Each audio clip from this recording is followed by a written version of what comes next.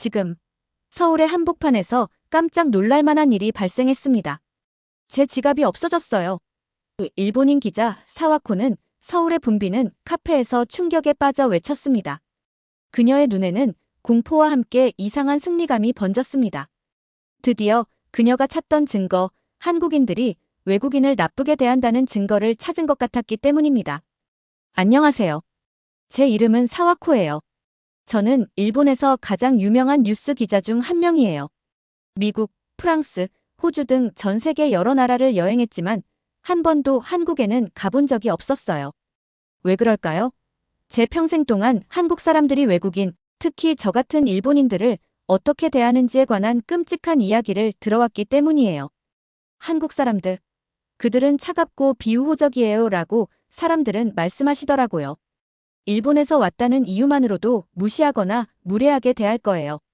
이런 이야기들은 일본 TV 프로그램, 인터넷, 그리고 제가 함께 일하는 다른 기자들로부터도 들었어요. 해마다 이런 말을 들으면서 저는 그것들을 완전히 믿어버렸어요. 제 마음속에서는 한국이 외국인들이 나쁘게 대우받는 위험한 곳이라고 생각했거든요. 그런데 이번에 취재를 위해 동료인 아키라 씨와 함께 한국에 가게 되었어요. 떠나기 전 사무실에서 저는 한국에 대한 진실을 모두에게 보여드릴 거예요. 그리고 제 보도가 그 모든 이야기들이 사실임을 증명할 거예요. 라고 상사께 제 포부를 말씀드렸어요. 며칠 후 떠나는 날이 되었고 비행기에 앉아 창문을 바라보았어요. 솜털 같은 흰 구름 아래에서 일본이 사라지는 모습을 지켜보며 온 몸이 긴장되었어요. 이런 일이 실제로 일어나고 있다니 믿을 수 없었어요. 저는 옆에 앉아 노트북을 보고 계신 아키라에게 속삭였어요. 저희가 실제로 한국에 간다니 믿을 수 없어요 라고 말했고 아키라는 노트북에서 눈을 떼고 안경 너머로 진지한 눈빛을 보내며 고개를 끄덕이셨어요. 저희가 모든 것을 기록할 거예요 라고 말씀하셨어요. 모든 무례한 발언, 모든 차가운 시선까지요. 세상은 한국에서 실제로 무슨 일이 일어나는지 알아야 하니까요. 저는 카메라를 확인하면서 손이 약간 떨렸어요. 제가 무서웠던 걸까요? 네, 그랬어요. 하지만 동시에 매우 신이 났어요. 이 이야기는 제 커리어에서 가장 큰 사건이 될 거예요. 비행기가 하늘에서 점점 낮아지기 시작했어요. 저희는 서울에 가까워지고 있었어요. 준비되었어요? 라고 비행기가 하강할 때 아키라께서 물으셨어요. 저는 제 노트북을 꽉 잡으며 손가락 관절이 하얗게 변할 정도였어요. 준비되었어요. 라고 말씀드렸어요. 비행기의 바퀴가 활주로에 닿으며 제 가슴속 심장도 쿵쿵거렸어요. 이 나라에서 저희에게 무슨 일이 벌어질까요? 사람들이 저희에게 무례하게 대할까요? 저희가 일본인이기 때문에 나쁘게 대할까요? 저는 깊게 숨을 들이쉬었어요. 무슨 일이 일어나더라도 저는 그것을 보도할 거예요. 그게 제 일이니까요. 진실을 전하는 것이요. 하지만 때때로 진실은 저희가 기대했던 것과 다를 수도 있답니다. 이게 말이 될 수가 없어요. 라고 제가 인천공항을 걸으면서 중얼거렸어요. 눈을 몇 번 깜빡이며 제 눈을 믿지 못했어요. 공항은 너무나도 깨끗했어요. 바닥은 반짝반짝 빛나서 제 모습이 거의 비칠 정도였어요. 제가 눈을 돌리는 곳마다 한글, 영어, 일본어, 중국어 간판들이 있었어요. 공항 직원들은 저희가 지나갈 때 정중하게 인사를 해주셨어요. 전혀 예상했던 모습이 아니었어요. 저는 혹시라도 나쁜 일이 생길까봐 가방을 꽉 움켜쥐고 있었어요. 그럴 수밖에 있었으니까요. 지금까지 들은 그 모든 이야기들이 틀릴 리 없잖아요. 그치? 출구를 향해 걸어가다가 제 여권이 긴장한 손가락 사이로 미끄러져 바닥에 떨어졌어요.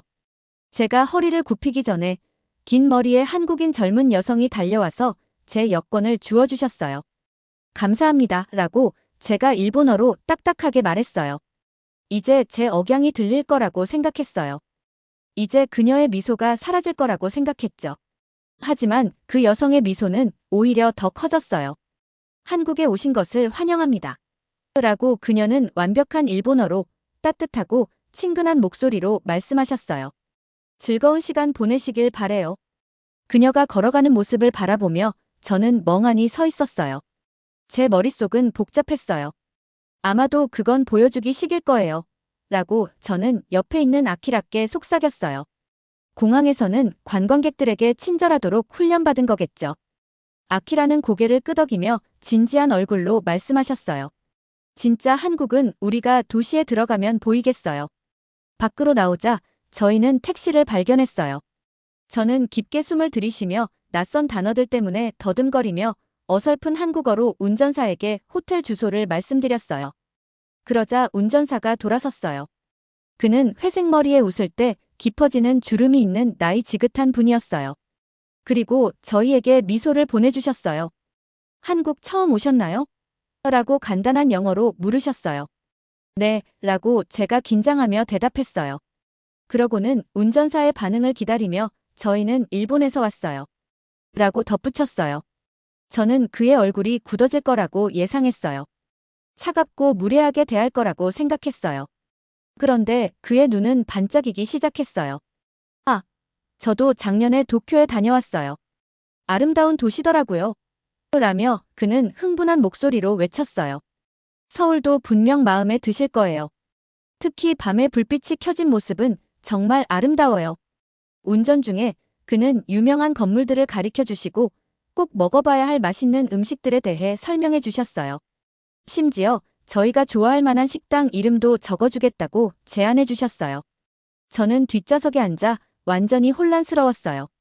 이게 제가 알고 있던 한국이 아니었어요. 어디에 그 차가움이 있었을까요? 어디에 지금까지 들었던 무례함이 있었을까요? 이상하네요. 라고 옆에서 아키라께서 속삭이셨어요. 아마 우리가 기자라는 걸 모르신 걸지도 몰라요? 저는 고개를 끄덕이며 여전히 무슨 생각을 해야 할지 몰랐어요. 아마도 이건 단지 행운일지도 몰라요.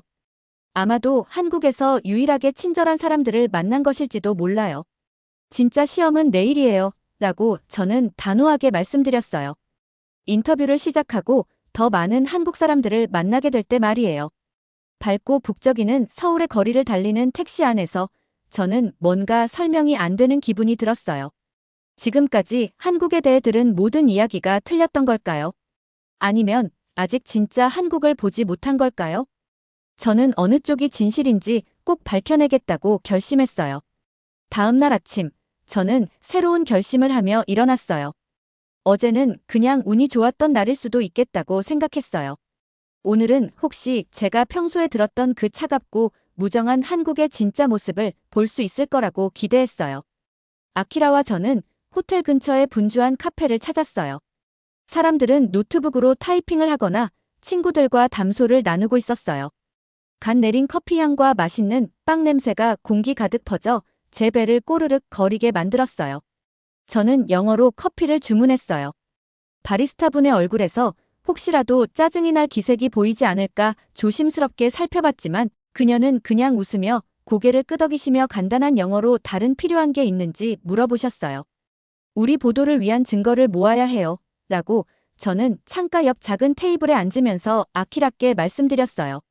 저는 제 노트를 꺼내며 서류들을 정리하면서 제 지갑을 테이블 위에 올려두었어요. 카페는 점점 더 붐비기 시작했어요. 사람들이 자리를 찾아 우리 테이블 주변을 스쳐 지나갔어요. 저는 집중해서 노트에 오늘 나중에 방송국에서 박 감독님과 인터뷰할 첫 번째 질문 아이디어들을 적고 있었어요. 갑자기 제 심장이 멎는 듯 했어요. 제 지갑이 없어졌어요. 저는 서류들 아래와 가방 밑을 미친 듯이 뒤졌어요. 아키라! 라고 저는 떨리는 목소리로 외쳤어요. 제 지갑이 없어졌어요. 바로 여기 있었는데요. 아키라의 눈이 크게 휘둥그레졌어요. 확실해요? 완전히 확실해요. 저는 당황스러움과 동시에 어쩐지 만족감이 뒤섞인 기분이 들었어요. 드디어 제가 늘 기대해왔던 증거가 나온 거예요. 보이시죠? 라고 저는 속삭였어요. 바로 이게 제가 말하고 싶었던 거예요. 대낮에 도둑 맞았어요. 심장이 쿵쾅거리는 소리에 맞춰 저는 일어나서 도움을 청하려고 준비했어요. 그때 짧은 머리에 안경을 쓴 한 젊은 남성이 우리 테이블로 다가왔어요. 아마 대학생 같았는데 갈색 셔츠를 입고 백팩을 메고 있었어요. 실례합니다. 라고 그분은 공손하게 영어로 말씀하시며 이것 당신 거예요? 전에 휴지를 가지러 일어나실 때 떨어졌더라고요. 라며 제 지갑을 내밀었어요. 저는 그의 말에 얼굴이 벌개지면서 지갑을 받아들었어요. 안을 급히 확인했더니 돈, 카드, 그리고 항상 지갑 속에 넣어두던 부모님의 작은 사진까지 모든 게 그대로 있었어요. 감사합니다. 라고 저는 어색하게 말했어요. 더 할 말이 없었거든요. 젊은 남성은 미소를 지으며 자기 자리로 돌아가 공부를 계속했어요. 정말 뜻밖이네요. 라고 아키라께서 저와 같은 혼란스러운 표정으로 말씀하셨어요. 저는 고개를 저으며 여전히 결심을 다졌어요. 한 사람만의 일일 뿐이에요. 한 사람의 착한 행동으로 온 나라를 판단할 순 없잖아요. 한 시간이 지난 후 저희는 박상진 감독님과의 인터뷰를 위해 방송국에 도착했어요. 그 건물은 높고 현대적이었으며 유리벽은 파란 하늘을 반사하고 있었어요. 저는 날카로운 질문들을 미리 준비해 갔어요. 정말 어려운 질문들이었어요. 외국인, 특히 일본인에 대한 한국인의 차가움의 진실을 드러낼 질문들이었어요. 감독님께서 저희를 따뜻하게 맞이하시며 자신의 사무실로 안내해 주셨어요. 감독님은 키가 크시고 다정한 눈빛에 친근한 미소를 하고 계셨어요. 놀랍게도 감독님께서는 일본어를 아주 유창하게 구사하셨어요. 두 분을 뵙게 되어 무척 반가워요 라고 감독님께서 말씀하시며 편안한 의자와 차를 내어주셨어요. 우리나라들이 서로를 더 잘 이해하는 것이 중요하다고 생각해요. 저는 군더더기 없는 본론으로 들어갔어요. 저희는 한국인들이 외국인, 특히 일본인에게 무정하다는 이야기를 들었어요. 이것이 관광객들이 보지 못하는 한국의 진짜 모습인가요? 라고 단도직입적으로 질문했어요. 저는 감독님께서 화를 내시거나 방어적인 태도를 보이실까 조용히 기다렸어요. 그럴 때면 제 생각이 맞았다는 증거가 될 테니까요. 그러나 감독님께서는 생각에 잠긴 표정으로 차를 한 모금 마시시더니 부드럽게 말씀하셨어요. 편견은 어디에나 존재해요 라고 감독님께서 조용하게 말씀하셨어요. 어려운 역사 때문에 한국인 중 일부는 일본에 대해 부정적인 감정을 가질 수도 있어요. 마찬가지로 일본인 중 일부도 한국에 대해 부정적인 감정을 가질 수 있죠. 하지만 우리 대부분은 단지 우리나라들 사이에 평화와 우정을 원할 뿐이에요. 감독님의 말씀에 저는 당황했어요. 모든 게 제 계획대로 흘러가지 않고 있었거든요. 방송국을 나서며 저는 혼란스러운 마음이 들었어요. 한국에 온 지 이틀밖에 되지 않았는데 오랫동안 믿어왔던 이야기들을 뒷받침할 만한 일이 전혀 일어나지 않았어요. 제가 한국에 대해 틀렸던 걸까요? 아니면 아직 진짜 한국의 모습을 보지 못한 걸까요? 저는 어느 쪽이 진실인지 반드시 밝혀내겠다고 굳게 마음먹었어요. 점심 후에 아키라께서 유명한 시장을 한번 방문해 보면 어때요? 외국인들 주위에서는 보통 한국인들이 진짜 어떻게 행동하는지 볼 수 있을 거예요. 라고 제안하셨어요. 저는 그 말에 고개를 끄덕이며 기쁜 마음으로 동의했어요. 어딜 가든 진짜 한국을 보여줄 수 있다면 분주한 시장처럼 관광객에게 신경 쓰지 않고 바쁜 곳이 제격이니까요. 시장은 알록달록한 가판대들이 즐비한 좁은 길들의 미로였어요. 상인분들이 지나가는 손님들에게 외치며 인사하셨고 공기는 매콤한 음식, 달콤한 디저트, 신선한 과일의 놀라운 향기로 가득 찼어요. 사람들로 너무 붐벼서 서로 부딪히기도 했어요. 완벽해요 라고 저는 속으로 생각했어요. 이제 한국인들이 짜증날 때 외국인을 어떻게 대하는지 제대로 볼 수 있겠어요.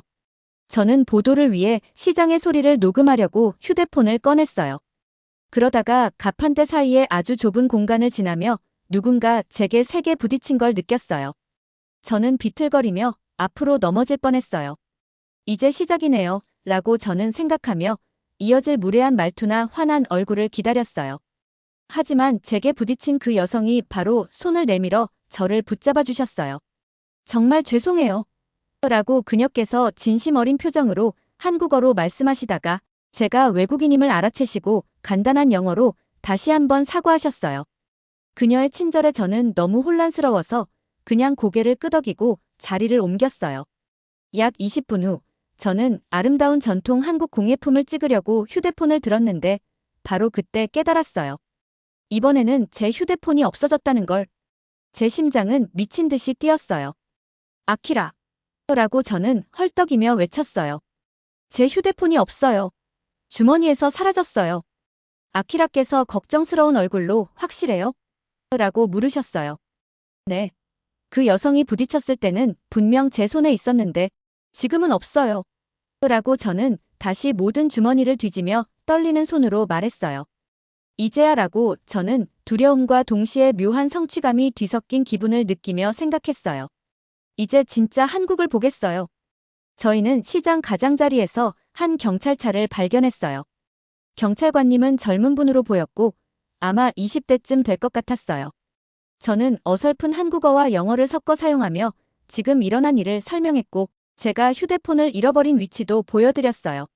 저희를 대충 넘길 줄 알았는데 경찰관께서는 바로 무전으로 도움을 요청하셨어요. 몇 분 안에 경찰관 3분이 더 도착했어요. 그들은 한국어로 빠르게 서로 대화하다가 한 분이 저희에게 다가와서 말씀하셨어요. 보안 카메라를 확인할게요. 라고 그분께서 간단한 영어로 설명하셨어요. 경찰서로 오세요. 멀지 않아요. 경찰서에 도착하자 그분들은 저희에게 물과 편안한 의자를 제공해 주셨어요. 한 경찰관은 더 좋은 다과를 드리지 못하는 것에 대해 사과까지 하셨어요. 저는 그 어느 때보다도 혼란스러웠어요. 이건 원래 이런 게 아니잖아요. 라고 저는 옆에 계신 아키라께 속삭였어요. 정말 너무 도움이 돼요. 아키라께서 생각에 잠긴 표정으로 어쩌면 저희가 라고 말씀하시려는 순간 경찰서 문이 쾅 열리더니 앞치마를 입은 중년의 남성이 숨을 헐떡이며 달려들었어요. 그는 손에 뭔가를 들고 계셨어요. 이거 찾았어요. 라고 그분께서 한국어로 외치시자 한 경찰관이 저희를 위해 번역해 주셨어요.